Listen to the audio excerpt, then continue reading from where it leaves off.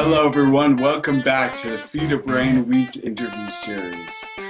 My name is Calvin Ballister. I'm a severe traumatic brain injury survivor who was given less than a 10% chance of recovery.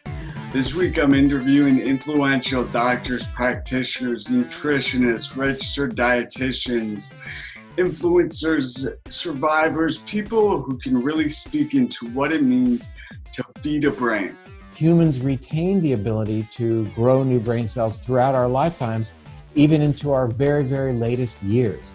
Yeah, I completely agree with you, Kevin, that the same interventions that help the brain recover are the same interventions that help the brain optimize. I had 8 hours of nutrition in 4 years of medical school, so if I am not learning more, I'm probably going to have patients and know more than I do about nutrition. I certainly hope that that's the case. The science that's actually available does not come into practice for quite some time, does it?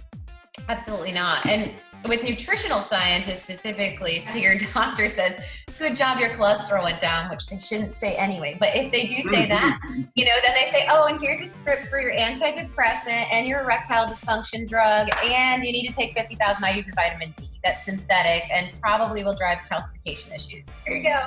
As I was a practitioner, I became a little bit dismayed with a lot of the way things were being practiced, especially as they related to nutrition and the brain. You don't learn these things when you're actually going through your training. The 8 hours that I received in nutrition education wasn't very accurate, and it wasn't very much.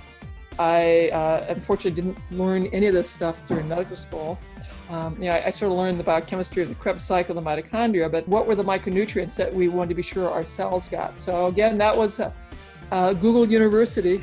I think the thing that you don't really get trained on is nutrition. I mean, we get some nutrition, but certainly it's a very small part of medical school. When you're in these institutions of so-called higher education, or actually any educational institution for that matter, you're not necessarily learning what there is to know about a particular topic. You're learning what somebody wants you to know. So we're watching the field evolve. And this is where I think nutrition, particularly functional nutrition, needs to be better understood, because everybody is paying heed to the importance of diet and lifestyle modification, but they don't know what nutrition and lifestyle modification is like for an individual. There are many ways to feed a brain, nutritionally, emotionally, spiritually.